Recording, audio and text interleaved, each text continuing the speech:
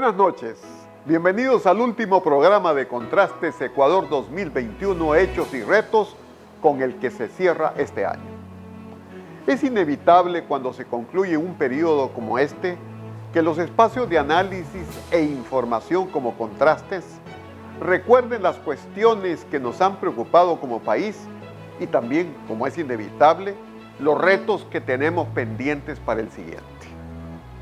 2021 ha sido un año difícil, hasta podríamos llamarlo en parte tóxico, como dicen las generaciones actuales, por acontecimientos tan lamentables como las 4 masacres perpetradas en los centros paradójicamente llamados de rehabilitación, donde el Estado mostró su límite y su incapacidad de actuar. A estos luctuosos sucesos le acompañan los otros jinetes del apocalipsis que nos han asolado: la pérdida de seguridad de las personas por los asaltos y ataques en las ciudades del país y la amenaza de la variante Omicron que puede impedir la recuperación de la economía y del empleo. Pero quizá lo más punzante del año, y no hay otra palabra, es la posición de ciertos sectores del país que se niegan a aceptar que vivimos en un tiempo diferente y siguen parapetados, sin más argumento que la fuerza de los hechos consumados, queriendo mantener ese pasado. La reducción del subsidio de los combustibles, la flexibilidad en las leyes de contratación y empleo, la carga impositiva que se acaba de poner a las clases medias, mientras por otro lado se sigue manteniendo un Estado ineficiente, desmesurado, burocrático, costoso, incapaz de reformarse. Seguimos recitando los catecismos de la soberanía nacional, la defensa de los privilegios, en este caso ya no derechos de un sector de trabajadores, sino en perjuicio de las grandes mayorías, el rechazo a la competitividad y la obstinación en las viejas prácticas políticas corruptas que hacen que el país no mire al futuro. Todo esto cuesta caro a los que vivimos en estos años. No podemos seguir viviendo en el pasado.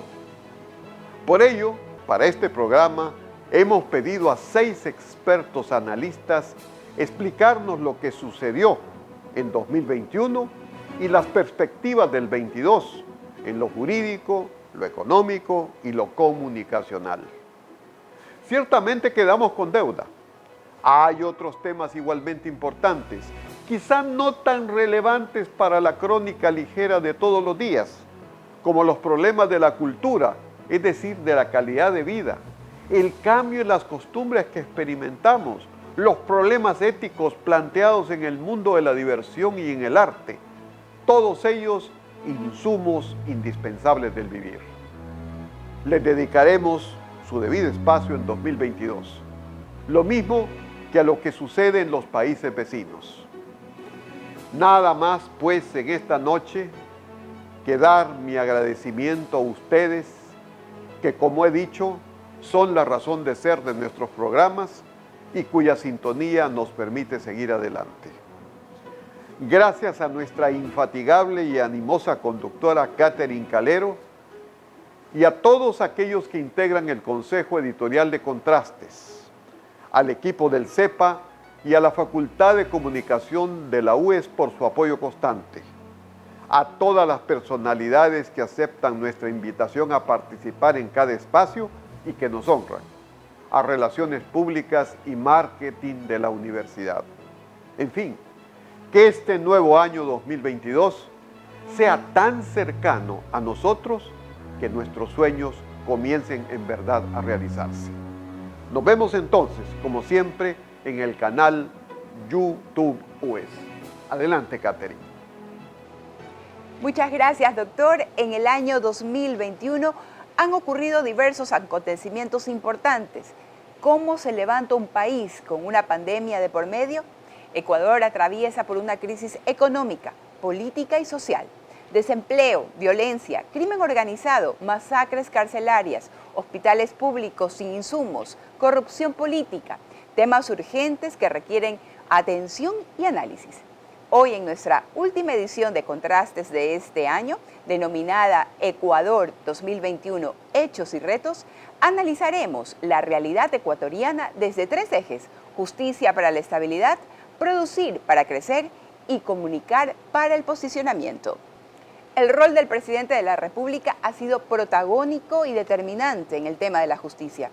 Puntualmente, las 4 crisis penitenciarias fueron auténticas masacres humanas que dejaron más de 200 muertos. Esto evidenció los serios problemas de la sociedad ecuatoriana, de su clase política, la ausencia de diálogo y acuerdos cuando más se necesitaban, de la gestión de las instituciones estatales competentes, pero también la falta de solidaridad, empatía y humanidad de sectores de la población frente a un problema que no es de ellos, los privados de la libertad, sino de todos. En nuestro primer bloque, Justicia para la Estabilidad, vamos a analizar este tema con el doctor Jorge Zavala Egas, coordinador académico de las maestrías en Derecho UES, y con Denise Izquierdo, docente de grado de la Facultad de Derecho de la UES. Empezamos con el tema de las cárceles, doctor Zavala. ¿Cómo califica usted el accionar del gobierno, concretamente de las medidas que ha tomado para tratar la grave situación que atraviesan los centros de privación de libertad en el país? ¿Son suficientes y pertinentes? ¿Qué más podría hacer el Estado en relación a este tema? Bien, comencemos por agradecerle la oportunidad. En segundo lugar, yo creo que evaluar las acciones de gobierno más allá de la emergencia que ha sucedido no debería ni puedo. Es un problema carcelario que viene acumulado de décadas de atrás. Es imposible que un gobierno lo solucione. Se necesita una política a mediano y largo plazo para poder hacerlo. Este gobierno lo que ha hecho es lo que podía humanamente hacer. En estado de excepción, poner medidas urgentes, medidas emergentes como las Fuerzas Armadas dentro de los límites de los pabellones, mayor control en el ingreso de bienes o de cosas a las prisiones y nada más. Ni puede hacer nada más que no sea diseñar una política de rehabilitación social, repito, a mediano y largo plazo. Por lo tanto, fuera de los estados de excepción que no conducen a nada, fuera de la presencia de las Fuerzas Armadas que solo tienen efecto disuasivo, no hay nada más que comentar ni agregar al tema, más allá del control de las masacres que se estaban produciendo periódicamente. Doctor Izquierdo, ¿cuál es su criterio respecto al contenido de la Ley para el Desarrollo Económico y Sostenibilidad Fiscal? ¿Se trata de una ley impositiva, regresiva y que afecta a la clase media de este país? Si esto es así, ¿cómo considera que se puede mitigar el impacto impositivo? Bueno, creo que para poder tener un criterio claro sobre esta ley, primero hay que tener en cuenta varias cosas y analizarla en conjunto. La ley reforma 20 cuerpos legales y en ese contexto, en el ámbito fiscal, las reformas más importantes se dan al Código Tributario, a la Ley de Régimen Tributario Interno, a la Ley para la Equidad Tributaria en el Ecuador y al COPSI. Y en este contexto hay, sin duda alguna, muchas cuestiones positivas y negativas. En el Código Tributario se introducen varias reformas de las cuales no se ha hablado mucho y que creo que son sumamente importantes. Por ejemplo, por primera vez se establecen criterios claros para poder analizar la realidad jurídica de las operaciones. Es decir, se pone por primera vez una limitación a la actuación de la administración. Se establecen reformas que implican que la administración ya no pueda de ninguna manera desconocer sus propios criterios en perjuicio de los administrados. Se establece sin duda alguna algo muy importante, que es el reconocimiento de la aplicación directa de los convenios internacionales, que hasta el momento y desde el año 2017 se veían limitados por resoluciones emitidas por el SRI. Pero al mismo tiempo tenemos reformas en la Ley de Régimen Tributario Interno que de alguna manera crean efectivamente una mayor carga impositiva. Por ejemplo, se establece una nueva tabla más rigurosa que alcanza hasta el 37% de la tarifa del impuesto a la renta en personas naturales. y se elimina la deducción a gastos personales. Se crean también nuevas contribuciones al patrimonio de personas naturales y jurídicas cuando se superen los montos establecidos, que son de 1 millón y 5 millones de dólares.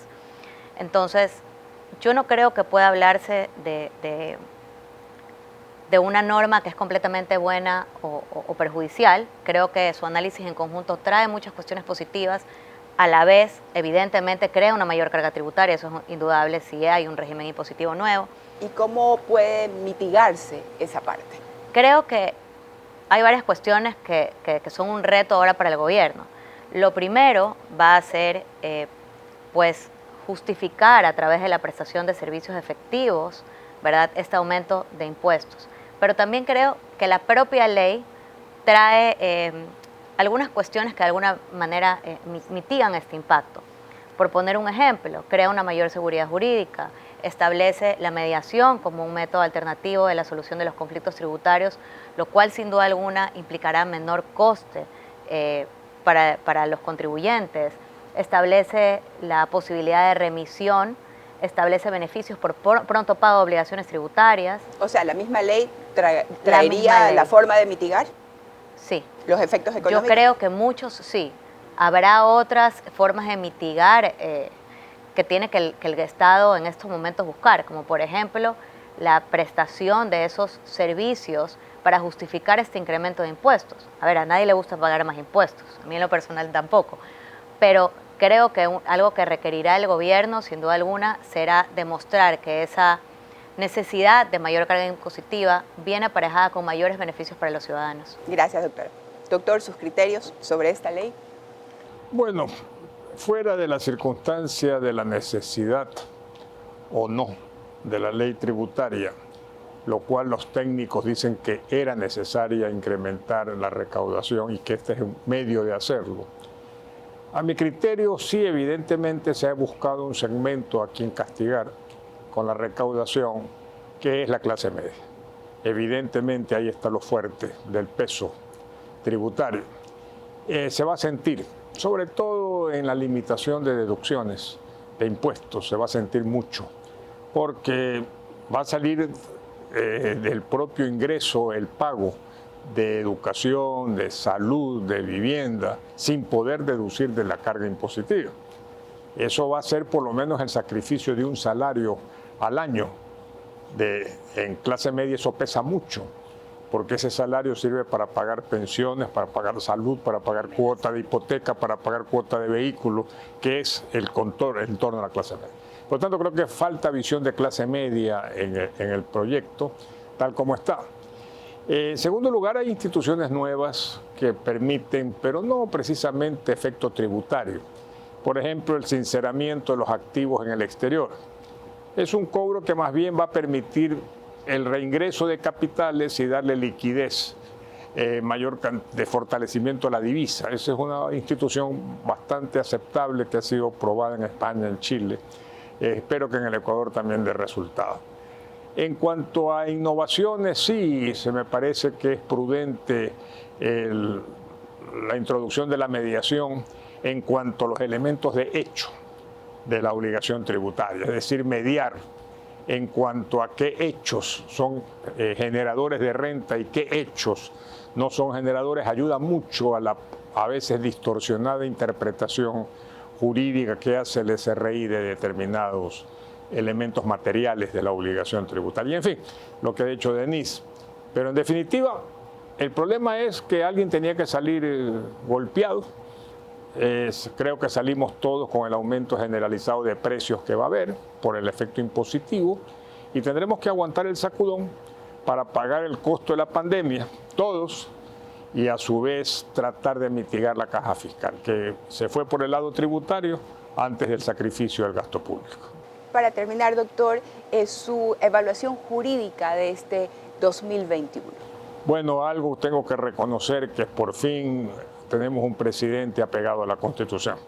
Es lo más rescatable que tenemos, es que sabemos que hay un presidente y un gobierno apegado a los cánones de la democracia y de la Constitución, ayudado por una Corte Constitucional de altísimo nivel académico y que por lo tanto esa conjunción nos puede dar en cuanto a lo que se refiere de enrumbamiento de un Estado de Derecho, lo más acertado que podemos nosotros desde la universidad colaborar, y que es evidente que en la UES, por ejemplo, existe una fuerte vocación de apoyo a los regímenes democráticos, a la separación de funciones, a la tolerancia y la libre expresión, y a hacer todo lo posible por una democracia viva. Denise, tu evaluación jurídica de este 2021. Yo concuerdo con el doctor Zavala. Creo que es un poco complicado dar una evaluación general. Estamos solamente a 6 meses de gobierno y encima en un año completamente atípico. Estamos tratando de volver o de realizar una reactivación económica. Hay puntos acertados que yo puedo rescatar. Por ejemplo, entiendo que ya en enero empiezan a generarse los créditos para el sector de agricultura, un 1% anual de interés a 30 años. Esto es muy positivo. Se ha eliminado, por ejemplo, el impuesto a la salida de divisas y se ha creado otros beneficios relacionados directamente con turismo. En teoría, el impuesto a la salida de divisas también desaparecerá ya de manera general y no solamente vinculada a temas de turismo. Creo que también es positivo rescatar que han habido modificaciones respecto a los aranceles, ¿verdad?, para la importación de productos, y en general parece que hay una buena perspectiva. Esa perspectiva evidentemente viene acompañada de una crisis mundial que existe por la pandemia, pero yo creo que hay buenas perspectivas para el próximo año. Falta todavía conocer muchísimo de los planes del gobierno, por ejemplo, el reglamento que se emitirá para regular esta ley, que como dije trae muchas cuestiones positivas también, y creo que en eso hay que mantener la idea de que se establecerán realmente un sistema jurídico apegado a la Constitución que nos permita salir adelante como país. Doctor, 2022, desde el aspecto jurídico. Si no hay problemas de orden social por el efecto de las medidas tributarias adoptadas, creo que es un año que se ve con crecimiento, salvo que, repito, haya convulsión social de bajo nivel, mediano nivel, no creo que de alto nivel, donde el ambiente político se va a enrarecer, conjuntamente con el proceso electoral que va a haber de GATS o de gobiernos autónomos descentralizados, donde se va a mover la política. Por lo tanto, esos dos factores negativos habría que esperar que no incidan en la prospección económica de lo que se espera en el 2022. ¿Por qué elecciones serían negativas? Porque las dos cosas son negativas para la producción económica, porque crean inseguridad jurídica. Ejemplo, vamos a suponer que en la tendencia electoral de este año en los GATS triunfa el centro izquierda. Se queda sin más soporte político el gobierno. El inversionista comienza a dudar en inversión. Eso pesa. Entonces hay que medir, por eso le digo, esas convulsiones sociales que se producen en estos años atípicos en democracia y esperemos que no logren impactar negativamente. Agradecemos sus criterios y participación en este segmento de análisis jurídico de las acciones del presidente Guillermo Lasso. Esperamos de esta forma haber contribuido técnica y responsablemente con la ciudadanía. En nuestro siguiente bloque haremos un análisis de la gestión desde una dimensión económica denominada Producir para el Crecimiento. Continuamos con nuestro programa Contrastes Ecuador 2021, Hechos y Retos. El Banco Central del Ecuador destacó que en el segundo trimestre del 2021 la economía nacional creció en 8.4% respecto al mismo periodo del 2020, lo cual es un indicador de la recuperación económica y productiva.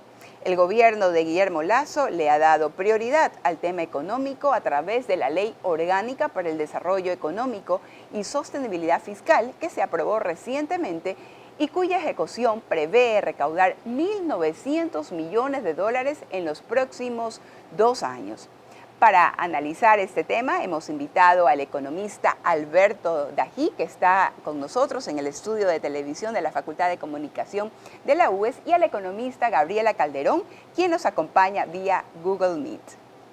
Economista Dají, el desempleo ha bajado de a poco según el INEC después del inicio de la pandemia, a partir de septiembre del 2021 se puede realizar una comparación anual de la situación del mercado laboral. Por ejemplo, en octubre del 2020 fue del 5.8%, mientras que en este año, en el mismo mes, se registró en un 4.6%. El presidente Lasso ha declarado que no hay nada más precario que no tener empleo, una situación difícil sobre todo para las mujeres que sostienen a su familia con $1 al día. ¿Qué prevén ustedes para el 2022? ¿Qué políticas necesitan adaptarse en el tema laboral? Sí, ha habido un incremento en el tema de empleos y obviamente hay una recuperación respecto a la actividad de la pandemia, pero ese nivel de empleo adecuado, ese nivel de empleo que realmente sea compatible con una economía que crece sólidamente, que avanza hacia salir de la pobreza con mayor producción, mayor inversión, mayor ahorro, para que haya más inversión, más producción y más ahorro y así se logre el crecimiento, ese empleo no se logrará mientras no cambien las normas vigentes en materia de legislación laboral anticuada, inflexible y sobre todo que siga teniendo la situación laboral ecuatoriana aberraciones como una reserva excesiva para la jubilación patronal, como un reparto del 15% de las utilidades, que es un impuesto para efectos de un inversionista extranjero y que no lo tienen otros países de la región. Entonces, si usted me pregunta que hay que hacer una profunda reforma, una reforma que apunte hacia quienes no están empleados, no hacia aumentar los privilegios de los pocos, muy pocos que tienen empleo formal. Cuando se habla de proteger a los empleados, no se toma en cuenta que esas protecciones, entre comillas, son cada vez mayor desprotección a quienes no tienen un empleo formal. Gabriela, tus criterios sobre el desempleo en el país. Bueno, yo estoy de acuerdo con Alberto en el sentido que se necesita una reforma de fondo de las normas existentes, es decir, una mayor flexibilización, que sea más fácil para los ecuatorianos fluir de un trabajo hacia otro. Y yo creo que hay un cambio quizás generacional. Antes, hace apenas un par de décadas atrás, lo tradicional era que uno se preparaba y esperaba tener un trabajo para toda la vida. Los trabajadores en su gran mayoría buscaban ese tipo de estabilidad. En la economía moderna, las generaciones de jóvenes ya, digamos, no tienen esa expectativa, sino que más bien tienen, digamos, como modelo, digamos, esto de la economía colaborativa, de tener, digamos, incluso múltiples jefes al mismo tiempo, de trabajar en base a proyectos y de fluir de un trabajo hacia otro. Digamos, no es la misma expectativa de tener un trabajo para toda la vida, sino tener muchos trabajos. Y esto se facilita si es que se permite que la gente pueda fácilmente transitar con el menor costo de transacción posible, con la menor fricción posible desde una ocupación en una empresa hacia otra. Incluso es el mundo, yo pienso que es como el mundo de los freelancers, los que trabajan por cuenta propia. Las aplicaciones, la economía colaborativa hace que eso sea cada vez más atractivo y esté al acceso de cada vez una mayor cantidad posible de personas. Ahora, el problema en nuestro contexto es cómo lograr que a través de la Asamblea se apruebe algo así. Y a mí me parece interesante que en la Constitución vigente, por ejemplo, entre las competencias exclusivas de la Administración Central, no se encuentra, por alguna omisión o algún olvido, no se encuentra la regulación laboral. Y me parece que si bien no se podría quizás a nivel nacional, se podría quizás hacerlo a nivel local si se descentralizara y permitiese la competencia regulatoria en el mercado laboral. Economista, ¿qué significaría, ahora evaluando este tema laboral, un aumento en el salario básico?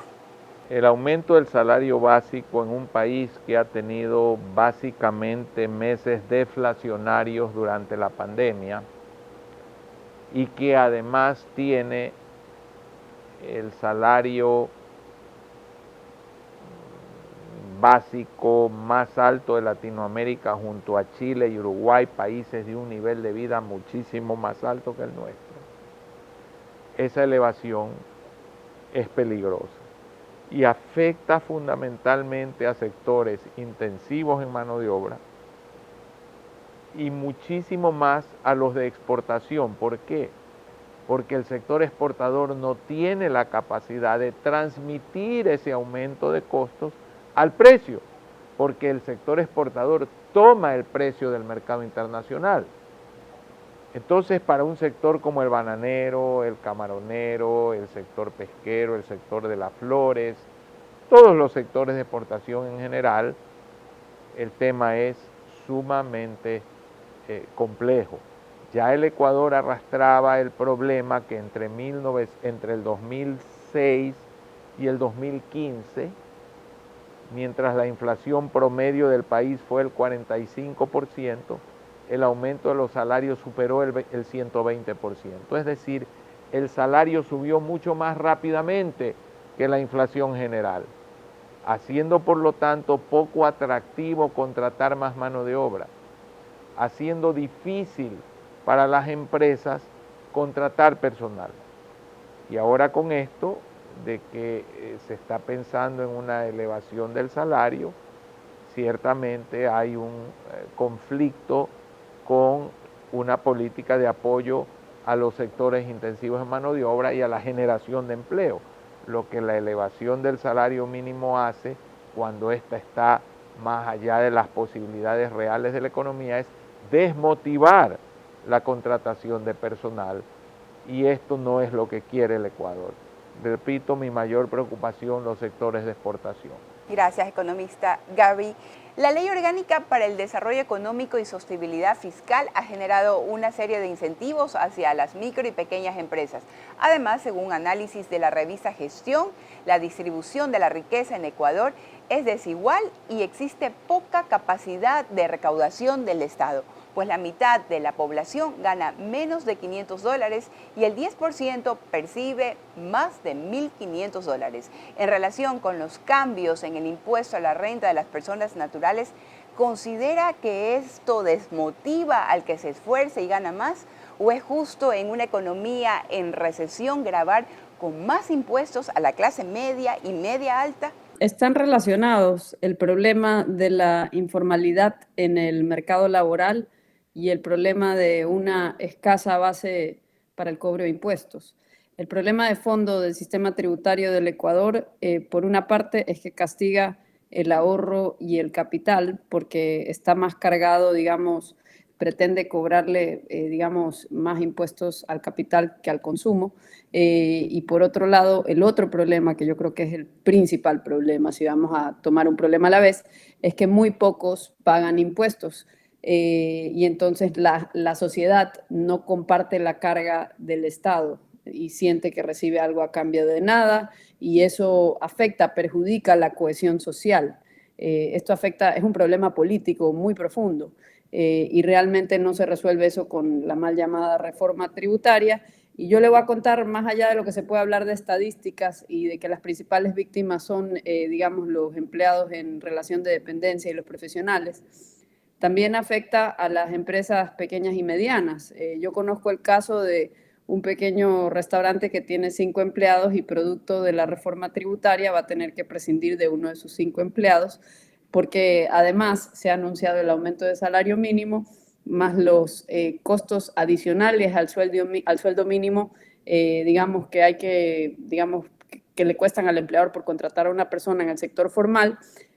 Esto se vuelve simplemente ya demasiado para negocios como este restaurante pequeño, que conozco el caso puntual, que no se ha logrado recuperar del paro nacional, de la pandemia, y digamos, no entienden estas personas por qué deben de hacer ese sacrificio, si a su vez esto no se ve correspondido por un sacrificio igual o superior en el sector público. Economista, ¿cómo influye directamente esta ley en este momento? Que se espera una reactivación, el 2022 se espera esa reactivación económica. El programa con el Fondo Monetario contempla un crecimiento de 3,5%. Para un país que cayó como cayó en la pandemia y que tiene un crecimiento poblacional del 1,8 o 1,7, estos crecimientos nos llevan a recuperar recién en el 2025, 2026, el nivel de ingreso per cápita que teníamos el año 2019, sencillamente mucho tiempo. Por ello, yo creo que hay que entender que estando dolarizados y no teniendo política monetaria ni cambiaria, debemos pensar en otras opciones de reactivación novedosas, como por ejemplo ver algún financiamiento para poner al día todas los atrasos que tiene el Estado y de esta manera sincerar una deuda que ya existe y transformarla en una deuda formal, porque eso no es aumentar la deuda, y lograr con esto un impulso a la economía. El Ecuador no va a crecer lo suficiente mientras no produzca profundas reformas como la laboral que he hablado, reduzca significativamente la grasa del sector público, que sí se puede hacer, logre una estructura de tasas de interés que sea realmente apegada a la libertad y al mercado, promueva un mercado de capitales que parte del hecho de tener un mercado de dinero racional con tasas que reflejen el riesgo de cada sector, reforme su seguridad social, que está en el Fondo de Invalidez, Vejez y Muerte realmente quebrado, produzca el real impulso a la minería, cosa que algunos aspectos de la ley sí contemplan un apoyo a estos sectores, pero hay que lograr que esto se viabilice dentro de las reformas que hay que hacer. También tenemos que continuar hacia la eliminación del subsidio de los combustibles y a una libertad de importación de combustibles. Entonces, todavía el camino es bastante largo, hay que hacer eficiente el sector público, eliminar instituciones que en vez de apoyar obstaculizan al sector productivo ecuatoriano, ¿verdad? Entonces, estamos, yo creo, lejos de las grandes transformaciones. ¿Por qué? Porque la gente cree que el desarrollo y salir de la pobreza es tarea del gobierno, y no es tarea del gobierno. El gobierno es uno de los actores. La sociedad tiene que comprometerse a unos objetivos de largo plazo y seguirlos. Ningún país, no existe un país que haya salido de la pobreza, haya derrotado la pobreza en 4 años. Es un proceso que dura 30 años normalmente, y en esos 30 años hay que hacer las cosas bien y sostenerlas y tener una serie de objetivos como los tuvo Chile en su momento, como los tuvo Irlanda, como lo han tenido los países que han logrado derrotar la pobreza. La misma China, aborrecemos su sistema político, condenamos la violación de derechos humanos, nos parece inaceptable la falta de libertades, todo eso es verdad, pero han seguido un modelo económico coherente y lo han mantenido, y ahí está el producto, el resultado de ello, se lo ve. No es con el discurso que se usa en el Ecuador, no es con los subsidios, no es con los regalos, no es con creer que el Estado puede obsequiarlo todo, no, es con ahorro, inversión, producción, productividad, más ahorro, más inversión, más producción, y así se va derrotando la pobreza. Gabriela, expectativas económicas para el 2022. Con eso cerramos contigo. Yo no quisiera terminar mi participación en este espacio que ustedes me han brindado sin mostrar este grafiquito con cifras del IES, de la evolución de afiliados del sector público y privado. Ahí vemos que se han perdido al menos 275.161 empleos en el sector privado entre 2014 y 2021 y tan solo 1.603 en el sector público. Entonces, cuando hablamos de que el ajuste debe ir por el lado del sector público, algunas personas dicen que no nos importa el costo social. Yo pregunto, ¿por qué importa el costo social solamente de aquellas familias ligadas a un empleo del sector público y no la inmensa mayoría de familias que han pasado la tragedia de perder su empleo en el sector privado? que es muy superior el costo social, por cierto, porque ahí son 275.000 personas versus 1.603. Esta es una especie de tener un indicador del empleo formal, de la evolución del empleo formal desde que tenemos crisis fiscal desde el año 2014 hasta la fecha. Eso es lo que yo quisiera que nosotros nos preguntemos, o sea, ¿quién tiene corona? ¿Por qué se debe esta desigualdad en la carga del peso del ajuste de una situación difícil heredada? Y por qué no funciona la estrategia por el lado de aumento de impuestos que hemos venido intentando desde el año 2014.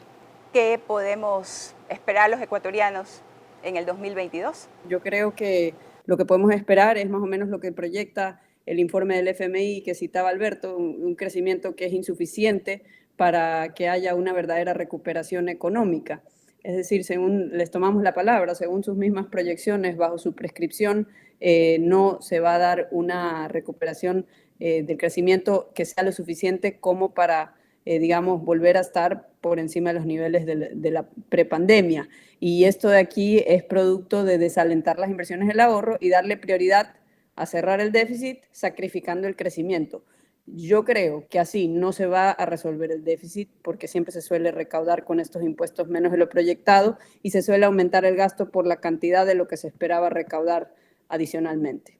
Es una receta para continuar en déficit. Que desde el año 2014 hasta la fecha todo lo que está en rojo es el resultado de que supuestamente solo por esta vez paguen un poquito más de impuestos para cerrar el déficit y volver a crecer. Ya es hora de tratar algo distinto. Ese cuento ya lo hemos escuchado. Muchísimas gracias, Gabriela. Muchísimas gracias, economista Alberto Dajic, por sus aportaciones en este segmento. En este contexto, no podemos olvidar que la necesidad y las ganas de salir adelante de los ecuatorianos lo hacen uno de los países con mayor tasa de emprendimiento en Latinoamérica. Por eso es necesario que las reformas económicas ofrezcan incentivos para todos los sectores de producción. Como lo hemos analizado junto a nuestros panelistas, la producción nos permite crecer como país. Seguimos con el análisis de nuestro último bloque, comunicar para el posicionamiento.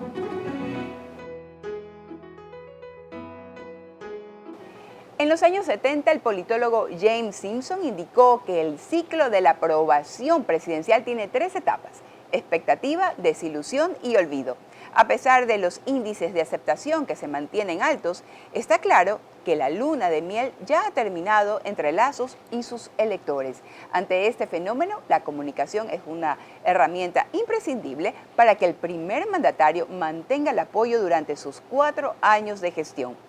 En este tercer bloque analizaremos cómo el gobierno está manejando su comunicación. Gracias, Héctor, por acompañarnos en este bloque. También agradecemos a Wendy Reyes, estratega política, quien nos acompaña vía Google Meet.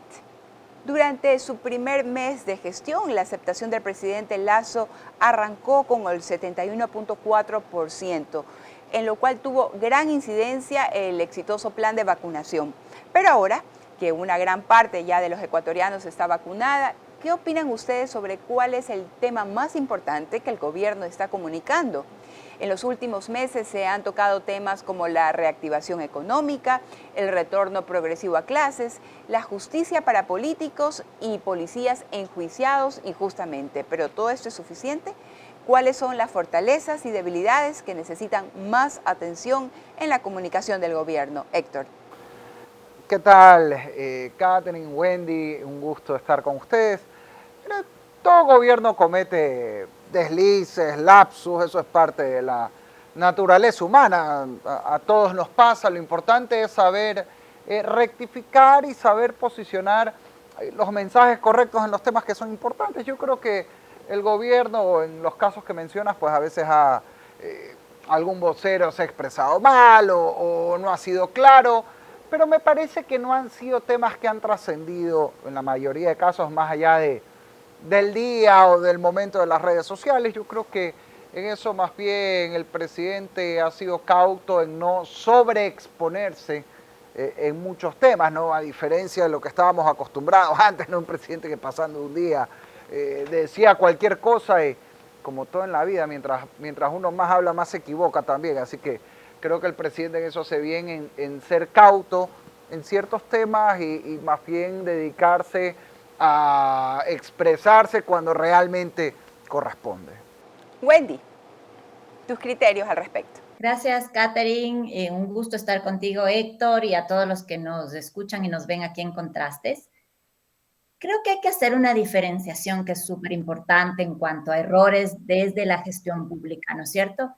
La gestión pública implica un alto grado de responsabilidad, planificación, estrategia, muchos temas profesionales alrededor de la comunicación política. ¿Por qué? Porque el momento en que uno pasa desde ser candidato a un ciudadano común, pasa a un sillón presidencial o a un alto cargo público, la vara con que miden tu gestión, tu actuación, tus mensajes es completamente diferente. Entonces, a un candidato, a un ciudadano, se le perdonan muchas cosas, pero el momento en que tú estás sentado en un sillón presidencial y al mando de la gestión pública, esa vara comienza a medirte diferente, estás bajo el escrutinio público. Entonces, por esto, los errores no son los mismos que cometería cualquier persona al opinar en redes sociales. Aquí la gobernanza y la comunicación política toman un valor trascendental y es por eso que es necesario un plan estratégico de comunicación que vaya midiendo estas cosas. Yo creo que lo que está faltando alrededor del gobierno en este momento es una gestión de crisis, adecuar bien esos mensajes, hacer un análisis de actores, ¿no es cierto?, que nos permita medir estos mensajes de cómo se están tratando estos temas. Yo recuerdo al inicio de gobierno, por ejemplo, alrededor del primer mes, cuando salió una sentencia de la Corte Constitucional, alrededor de abril, que fue precisamente la que trataba el tema de temas muy controversiales, como era el aborto por violación, el presidente Lasso sacó un comunicado al inicio y dijo: yo tengo esta fe personal que guía mis acciones personales, esta fe religiosa, ¿no es cierto?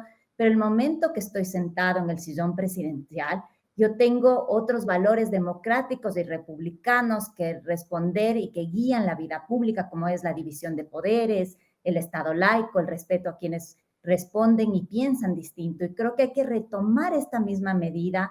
Yo vi un divorcio entre la comunicación que tuvo al primer mes de gobierno al que le veo ahora. Entonces hay ciertos ajustes que creo que hay que trabajar en cuanto a la comunicación, que va a mostrar mejor estrategia y que va a mostrar realmente cómo se guía la gobernanza del gobierno. Wendy, durante la campaña electoral, Lasso dijo que no subiría impuestos, además que entregaría tablets, almuerzos populares. ¿Cómo influye en su imagen estas promesas que aún no han sido cumplidas?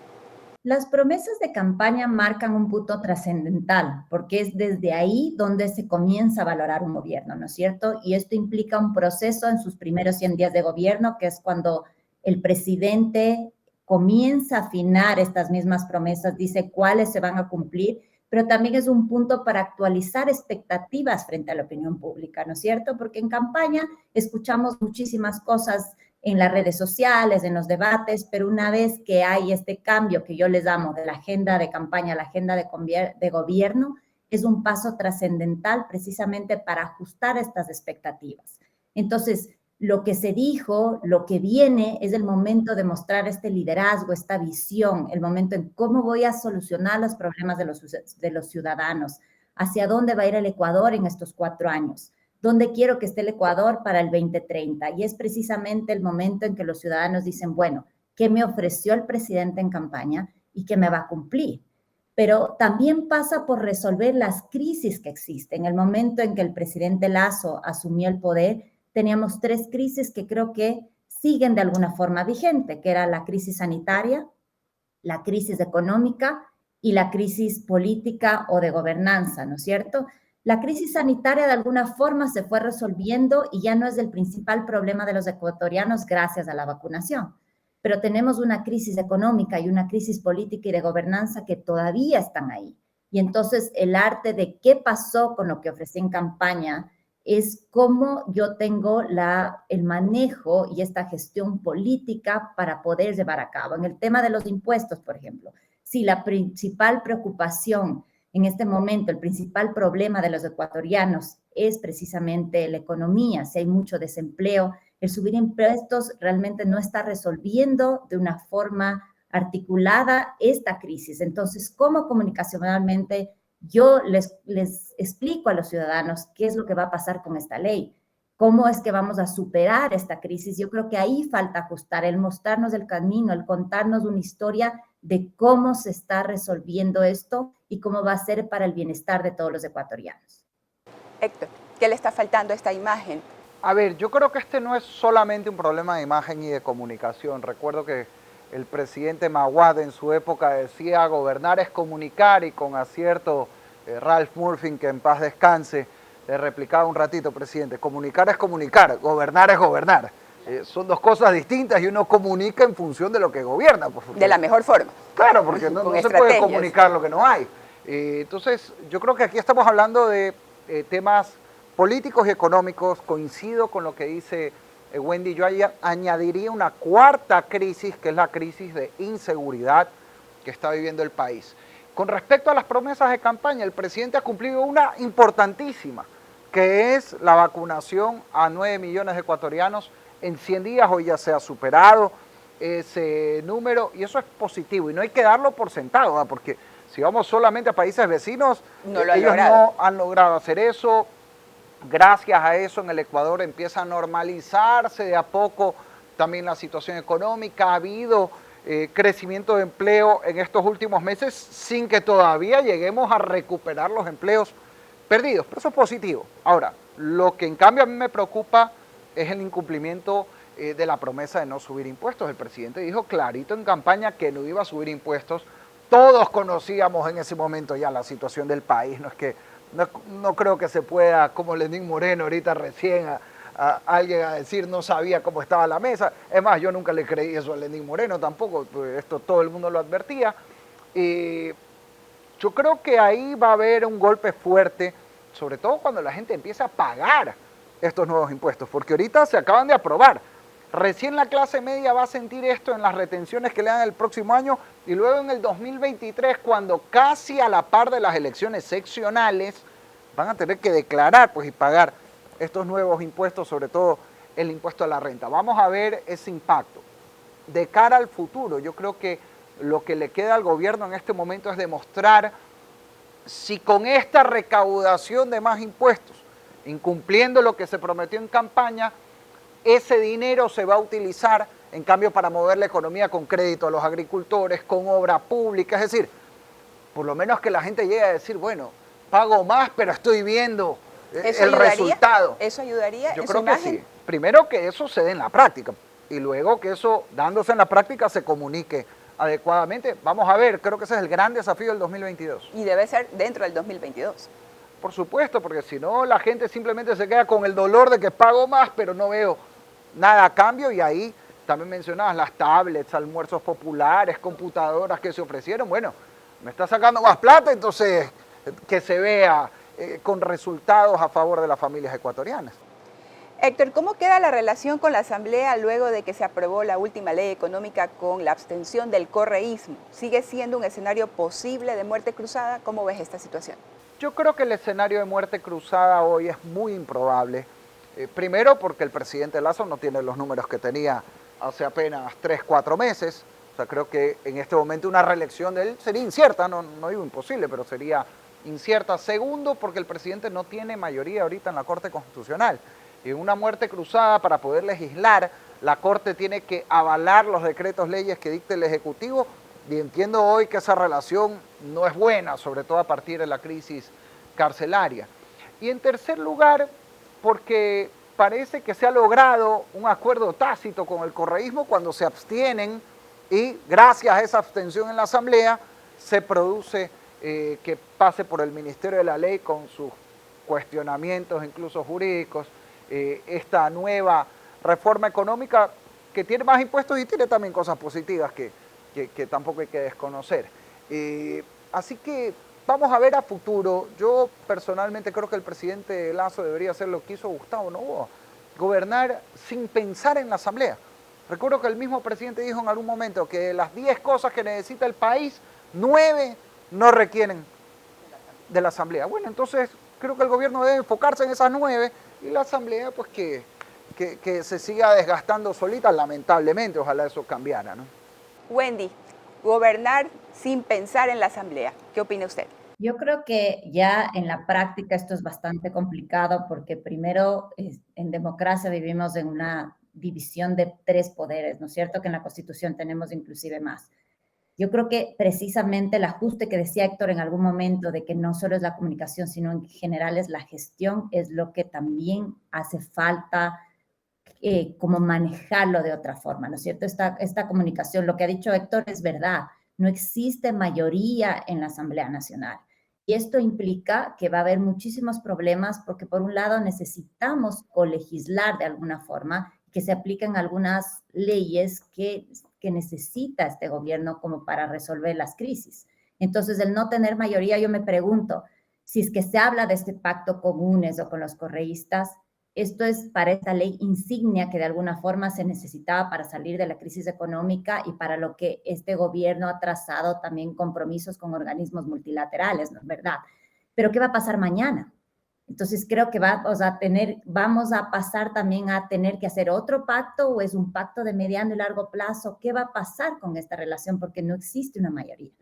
Por otro lado, tenemos otras instituciones del Estado. Vamos a tener elecciones locales que el proceso electoral político va a comenzar en octubre del próximo año, aproximadamente en un año, cuando se inscriban candidaturas, y una elección en el 2023 que también va a cambiar un poco todo este escenario. ¿Qué va a pasar con la crisis económica, con esta ley cuando se comience a aplicar el tema de los impuestos? Tal vez estamos esperando movilizaciones para el próximo año. Entonces, la gestión pública no es solo desde el Ejecutivo. La gestión pública es precisamente la capacidad de resolver con todos los actores políticos, tener un mensaje apropiado, tener una línea estratégica de gobierno y manejar también la coyuntura. Entonces, no es solo que dejo un poquito de lado la asamblea, tal vez en ciertos momentos se pueda bajar un poco la tensión porque no sea necesario, pero en general es necesario tener de alguna forma esta relación y manejar todos estos actores políticos sin dejar además de la opinión pública, que es donde estamos mal. Yo creo que el reto que tiene ahora este gobierno es mirar dónde se encuentra este momento. Hay un desgaste natural de, en general, todos los gobiernos del momento en que pasa un tiempo después de su elección o después de su reelección. Pero en este momento estamos hablando que se han movido alrededor de 30, 40 puntos en algunas de las encuestas que se ha revisado, en algunas propias que tenemos en la consultora. Y entonces el momento de este gobierno es analizar dónde estoy, no dónde estaba al principio, dónde estoy para poder gestionar una línea estratégica a dónde voy a caminar estos próximos 3 años. Creo que por ahí es donde tenemos que entender dónde está la opinión pública, qué es lo que están diciendo, cuáles son las conversaciones de los ciudadanos de este momento y termina también en 3 variables, no solo la imagen, sino la credibilidad de la palabra del presidente y cómo se valora también la gestión del gobierno actual. Muchísimas gracias, Héctor, muchísimas gracias, Wendy, por su análisis. El 2021 llega a su fin y en este espacio hemos abierto el análisis de los primeros 6 meses de gestión de Guillermo Lasso a través de 3 ejes: la justicia, la economía y la comunicación, puntos necesarios que necesitan soluciones urgentes y diálogo social. Como universidad buscamos generar esta reflexión en el espacio digital a través de Contrastes, el programa UES de Opinión. Los esperamos en el 2022 con nuevos temas e invitados. Hasta pronto.